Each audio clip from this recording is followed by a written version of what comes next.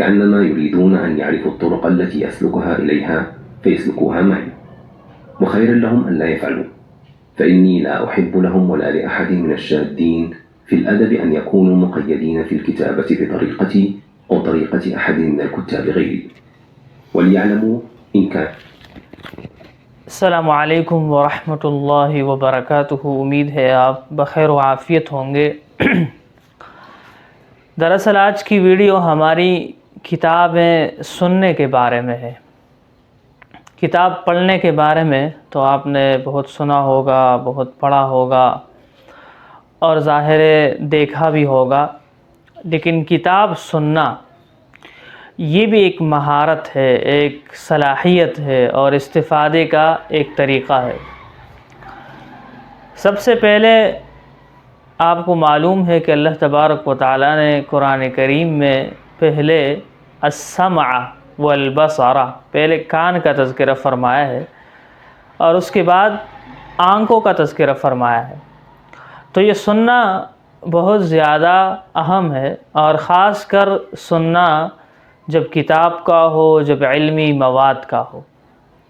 لیکن چونکہ ہماری بیس اور ہمارا موضوع عربی زبان ہے، تو اس حوالے سے عربی زبان کی کتابیں سننا، اس سے ہمیں کیا فائدہ مل سکتا ہے؟ سب سے بڑا فائدہ تو یہ ہے کہ اس سے ہماری عبارت ٹھیک ہو جاتی ہے، عبارت میں روانگی آتی ہے۔ دوسرا یہ ہے کہ ہم عرب کا لہجہ سیکھ جاتے ہیں کہ عرب کس لہجے میں کتاب کو پڑھتے ہیں۔ پھر ظاہر کتاب میں اشعار بھی ہوتے ہیں، تو شعر کے پڑھنے کا کیا طریقہ ہوتا ہے، یہ ساری چیزیں ہم کتابیں سننے سے حاصل کر سکتے ہیں۔ لیکن ظاہر ہے کہ کتاب سننے کا ایک اور بڑا فائدہ یہ بھی ہے کہ چاہے آپ بس میں بیٹھے ہیں یا کہیں پر آپ انتظار کر رہے ہیں، کہیں پر بھی آپ کتاب کو سن سکتے ہیں اور اپنے وقت کو محفوظ بنا سکتے ہیں، اس کی حفاظت کر سکتے ہیں، اس کو قیمتی بنا سکتے ہیں۔ بعض اوقات آپ کا دل چاہ رہا ہوتا ہے کہ مطالعہ کرو، لیکن تھکاوٹ کی وجہ سے آپ بیٹھ نہیں پاتے، آپ کتاب کو دیکھ نہیں پاتے، یا مسلسل مطالعہ کرتے ہوئے یا کوئی بھی ایسا کام کرتے ہوئے جس میں آنکھوں کا استعمال ہوتا ہو، آپ تھک جاتے ہیں، کتاب نہیں دیکھ پاتے، تو آسان طریقہ یہ ہوتا ہے کہ آپ کتاب کو سن لیں۔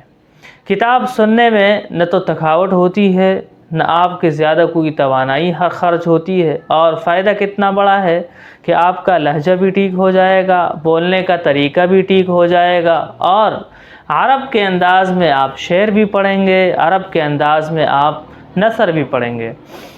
یہ جو خاص طریقہ جس پر ہم اس ویڈیو کی شروع میں سن رہے تھے اس کتاب کو، یہ بڑا مفید ہے۔ اس کو ہم تقریباً 1-2 سال سے استعمال کر رہے ہیں اور اس کا بڑا فائدہ ہوا ہے۔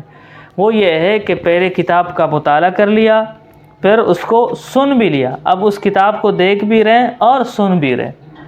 اس کا فائدہ یہ ہو رہا ہے کہ کان بھی اس کو سن رہے، دماغ اسی کے بارے میں سوچ رہے اور نیچے نظر بھی آ رہا ہے۔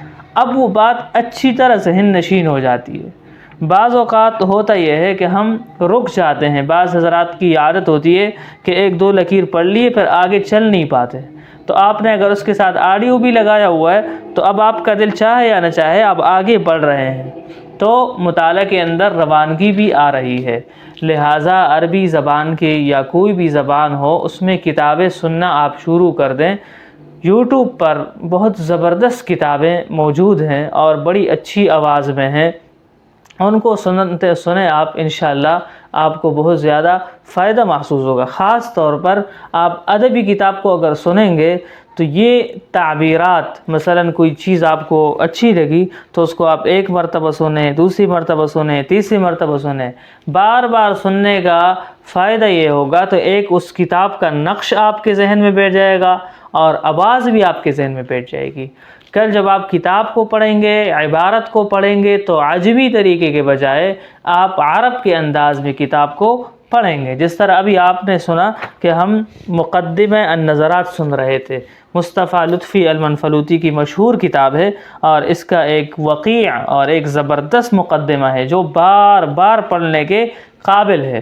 تو اس کو اگر آپ سنیں گے اور یہ یوٹیوب پر آپ سرچ کریں، کوئی بھی کتاب ہو تو آپ یوٹیوب پر سرچ کریں گے، وہاں پہ مثلا ہم نے لکھا کہ النظرات کتاب صوتی، ہمارے سامنے بڑے اچھے آواز میں ہمارے سامنے آ گیا، ہم نے اس کو سن لیا۔